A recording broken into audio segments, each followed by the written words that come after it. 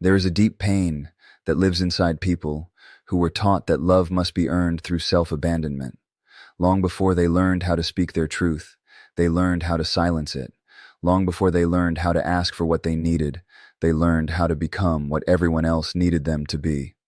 They became experts at reading moods, adjusting behaviors, shrinking emotions, apologizing for existing, and sacrificing themselves just to feel emotionally safe. What looked like kindness on the outside was often survival on the inside. What looked like loyalty was sometimes fear. What looked like unconditional love was often the desperate hope that if they gave enough of themselves away, they would finally be chosen, valued, or protected. A child who grows up feeling emotionally unseen does not stop needing love. They simply start believing love requires performance. They begin to associate worth with usefulness. They learn that being easy to handle gets them affection. They discover that expressing pain creates rejection, tension, or withdrawal. So they adapt. They disconnect from themselves to preserve connection with others. They smile while hurting. They comfort others, while silently collapsing inside. They become emotionally available to everyone except themselves.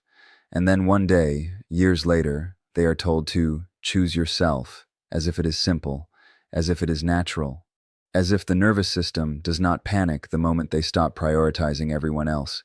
Because for people who survived by pleasing, choosing themselves does not initially feel empowering. It feels terrifying. It feels selfish. It feels unsafe. Guilt rises in their chest the moment they say no. Anxiety appears the moment they disappoint someone. Shame floods their body when they stop over-explaining, over-giving, or over-fixing. This is the tragedy of emotional conditioning. People can spend their entire lives abandoning themselves while believing they are simply being loving. They tolerate disrespect because they confuse endurance with compassion. They stay in relationships that drain them because they believe leaving makes them cruel. They ignore their exhaustion because they were taught their value comes from how much pain they can carry without complaint. They become emotionally exhausted, not because they are weak, but because they were trained to disappear inside relationships. There are people walking through life who do not even know who they truly are, because their entire identity was built around being needed. They know how to rescue others, but not how to rescue themselves. They know how to understand everyone else's emotions while remaining strangers to their own. They can sense tension in a room within seconds, yet they cannot recognize the emptiness growing inside them after years of self-neglect. Their body carries stress, their mouth never spoke. Their heart carries grief, their mind keeps minimizing. The hardest part about healing is realizing that many of the behaviors praised by the world were actually trauma responses. Constant self-sacrifice was called loyalty. Hyper-independence was called strength. Emotional suppression was called maturity. Never asking for help was called resilience. But the soul becomes exhausted when it spends decades surviving instead of living. The body eventually begins to protest the life the mind keeps trying to tolerate. Choosing yourself after years of self-abandonment feels unnatural because your nervous system was shaped in environments where your needs threatened connection. You learned that authenticity risked rejection. You learned that boundaries created conflict. You learned that your feelings were too much, too inconvenient, too dramatic, or too difficult for others to hold. So you adapted by becoming emotionally smaller. You learned to suppress your truth before anyone else could reject it. Many people do not realize that they are still living according to emotional rules created in childhood. They still seek approval from emotionally unavailable people. They still feel responsible for fixing everyone's pain. They still apologize for things that were never their fault. They still believe love means overextending themselves until nothing remains. And every time they try to choose themselves, an old voice inside whispers, "You are selfish. You are difficult. You are unlovable when you stop giving." But healing begins the moment you question that voice instead of obeying it, the moment you choose rest instead of proving your worth through exhaustion. Something shifts inside you. The moment you stop chasing people who only value your usefulness, your soul begins to breathe again. The moment you realize that love should not require self-erasure, your entire understanding of relationships begins to transform. Because real love does not ask you to abandon yourself in order to keep it. Real love does not punish your boundaries. Real love does not feed on your guilt. Real love does not demand that you betray your own emotional reality to maintain connection. People who were taught to abandon themselves often feel intense discomfort when they begin honoring their own needs because they mistake unfamiliarity for wrongness. Peace can feel uncomfortable when chaos was normal. Healthy relationships can feel boring when emotional unpredictability was mistaken for passion. Respect can feel suspicious when you are used to earning affection through suffering. Healing can feel lonely because your old relationships were built around the version of you that overgave, overexplained, and overfunctioned. The painful truth is that some people only felt comfortable with you when you had no boundaries. They celebrated your kindness as long as it came at your expense. They loved your loyalty as long as it required your silence. They appreciated your empathy as long as it meant tolerating behavior that wounded you. And the moment you begin choosing yourself, they may call you selfish because your healing disrupts the role they benefited from. But there comes a moment in every healing journey when exhaustion becomes greater than fear. A moment when your soul can no longer survive on crumbs disguised as love. A moment when your body begins rejecting what your mind kept excusing. A moment when you realize you cannot build a meaningful life while constantly abandoning the person living it. Choosing yourself is not becoming cold. It is finally becoming honest. Honest about your pain. Honest about your limits. Honest about what drains you. Honest about the relationships that only survive through your self-sacrifice. Honest about the ways you have betrayed yourself just to avoid losing others. And perhaps the deepest transformation begins when you understand this. The people who truly love you will not require your self-destruction to feel connected to you. They will not shame you for resting. They will not punish you for having needs. They will not withdraw affection because you finally stopped abandoning yourself to make them comfortable. Because love that only exists when you betray yourself is not love. It is emotional dependency built on your disappearance. There comes a moment in a person's life when they become exhausted from asking the world for permission to exist as themselves. Permission to speak honestly, permission to rest, permission to change, permission to leave what hurts them, permission to outgrow who they once were, permission to stop shrinking so others can remain comfortable. And what makes this exhaustion so painful is that many people do not even realize they are living this way. They believe they are simply being respectful, careful, humble, or considerate, when in reality, they have spent years unconsciously handing their worth over to the opinions, moods, approval, and validation of others. A person who constantly seeks permission has usually learned very early in life that their authenticity came with consequences. Maybe they were criticized when they expressed emotions. Maybe they were ignored when they spoke their truth. Maybe love became conditional upon obedience, achievement, silence, or self-sacrifice. So they adapted. They became hyper-aware of what others wanted from them. They learned how to shapeshift emotionally in order to avoid rejection. They became skilled at reading the room while slowly losing connection to themselves. This is how people become disconnected from their inner authority. They stop asking themselves, "What do I feel?" and begin asking, "What will make everyone else accept me?" Their decisions become filtered through fear. Their voice becomes filtered through anxiety. Their dreams become filtered through the possibility of judgment. They become so dependent on external approval that even simple choices begin to feel emotionally dangerous. There are people who cannot rest without guilt because they were taught productivity determines worth. There are people who cannot say no without panic because they were taught boundaries create abandonment. There are people who remain trapped in unhealthy relationships because they are waiting for someone else to validate their pain before they feel allowed to leave. There are people living lives they never truly chose because they spent decades trying to become acceptable instead of authentic. The tragedy is not only that they silence themselves. The tragedy is that over time they forget they are doing it. Self-betrayal becomes normal. Over-explaining becomes normal. Apologizing for existing becomes normal. Hiding emotions becomes normal. Pretending becomes normal. They begin performing a version of themselves designed for survival rather than truth. And yet, beneath all of it, the real self never disappears. It waits. Quietly. Patiently. Beneath the people-pleasing. Beneath the fear. Beneath the emotional conditioning. Beneath the shame. There remains a voice inside every human being that knows when they are abandoning themselves, a voice that grows heavier each time they tolerate what wounds them, a voice that becomes more restless each time they ignore their own needs to preserve approval. The moment you stop seeking permission is the moment you begin hearing that voice again. At first, it does not feel powerful. It feels terrifying.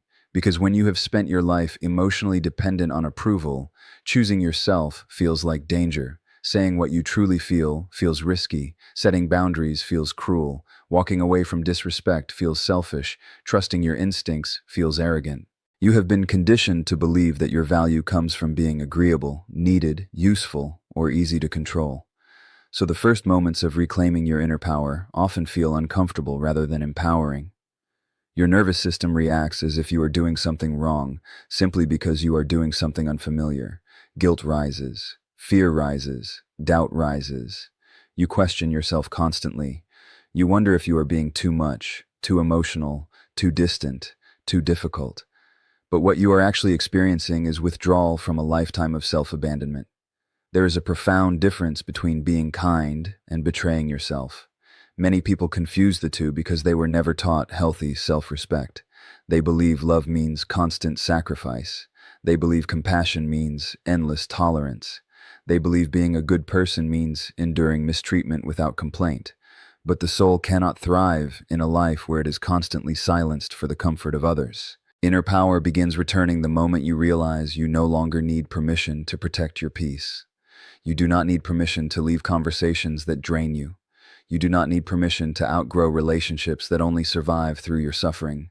You do not need permission to stop proving your worth to emotionally unavailable people. You do not need permission to trust the pain your body's been carrying for years. You do not need permission to stop shrinking your needs so others can avoid accountability. For many people, this realization feels almost revolutionary because they were raised to believe authority always exists outside themselves. They learn to trust other people's opinions more than their own intuition. They learn to seek guidance from everyone except the wisdom living inside their own body. But healing changes this. Healing reconnects people to the signals they once ignored, the exhaustion they minimized, the anxiety they rationalized, the sadness they suppressed, the anger they feared, the longing they abandoned. When a person begins trusting themselves again, something extraordinary happens. Their energy changes, their posture changes, their relationships change. They stop begging to be chosen because they finally choose themselves. They stop chasing validation because they no longer measure their worth through external approval. They stop over-explaining their boundaries because they understand self-respect does not require endless justification. And perhaps most importantly, they stop negotiating with their own truth. There is immense power in becoming emotionally honest. Honest about what hurts. Honest about what no longer aligns. Honest about who drains your spirit. Honest about the roles you have performed just to feel loved. Honest about the exhaustion of carrying everyone else while neglecting yourself. The world often teaches people to fear their own power because powerful people are difficult to manipulate. A person who trusts themselves becomes harder to control through guilt, shame, fear, or emotional withdrawal. A person connected to their inner authority no longer abandons themselves to maintain unhealthy attachment. They may still feel pain, grief, loneliness, or fear, but they stop allowing those feelings to dictate their worth. The deepest transformation begins when you realize your life cannot fully begin until you stop waiting for permission to live it. Because every moment spent waiting for others to approve your healing is another moment spent disconnected from yourself. Every moment spent silencing your truth is another moment your soul remains trapped beneath the weight of who you were taught to become. And the moment you stop asking the world whether you are allowed to exist as your authentic self, something ancient awakens inside you, something steady, something grounded, something that was never truly lost, only buried beneath years of fear, conditioning, and emotional survival. There is a silent form of self-destruction that many people mistake for love. It happens slowly, almost invisibly, over years of prioritizing everyone else's comfort above their own truth. They silence what they feel to avoid conflict. They suppress their needs to avoid disappointing others. They tolerate what hurts them because they fear being abandoned if they speak honestly. And little by little, without realizing it, they begin betraying themselves in order to preserve connection. This betrayal rarely looks dramatic from the outside. In fact, the world often rewards it. People praise them for being patient, understanding, selfless, accommodating, loyal, and easygoing. But beneath that image is often a human being carrying enormous emotional exhaustion. Because there is a profound difference between genuine compassion and chronic self-abandonment. One comes from love, the other comes from fear. Many people learned very early that expressing their needs created tension, rejection, guilt, punishment, or emotional distance. So they adapted in the only way they knew how. They became emotionally convenient. They learned to read other people's moods before speaking. They learned to minimize themselves before anyone else could dismiss them. They became experts at caring for others while remaining disconnected from their own emotional reality. This is how self-betrayal becomes a survival pattern. A person stops asking themselves, "What do I need?" and begins asking, "What will keep everyone happy with me?" Their life becomes organized around avoiding discomfort in others, rather than honoring truth within themselves. They say yes while their body is screaming no. They remain quiet while resentment builds inside them. They overextend themselves until exhaustion becomes normal. They stay emotionally available to people who are never emotionally available to them. And the painful part is that many do not even realize how deeply they are abandoning themselves because the behavior has become their identity. They call it kindness, they call it love, they call it being a good person. But real love does not require the destruction of the self. Real love does not demand silence in exchange for belonging. Real love does not ask you to carry emotional pain alone so everyone else can remain comfortable. The body always knows when the soul is being betrayed, even when the mind keeps rationalizing it. This is why so many people feel chronically exhausted, emotionally numb, anxious, disconnected, resentful, or empty without understanding why. Their nervous system has spent years suppressing authentic emotion in order to maintain attachment. They have learned to disconnect from themselves so completely that they no longer recognize their own pain until it becomes unbearable. There are people sitting in relationships right now where they cannot fully breathe as themselves. People who constantly edit their personality to avoid upsetting someone. People who walk on emotional eggshells every day. People who feel guilty for having needs at all. People who apologize for emotions that deserve compassion. People who have become so accustomed to self-sacrifice that rest itself feels uncomfortable. And yet no transformation can truly happen while self-betrayal continues. Because healing is not only about becoming aware of your wounds, it is about ending the patterns that continue reopening them. A person cannot build inner peace while constantly violating their own boundaries. They cannot discover self-worth while remaining committed to relationships that require self-erasure. They cannot feel emotionally safe while continuously abandoning their own instincts for the approval of others. The moment transformation begins is often not dramatic. It is quiet, internal, a moment where exhaustion finally becomes stronger than fear. A moment where a person realizes they can no longer survive by abandoning themselves. A moment where their soul quietly whispers, "I cannot keep living like this." And that whisper changes everything.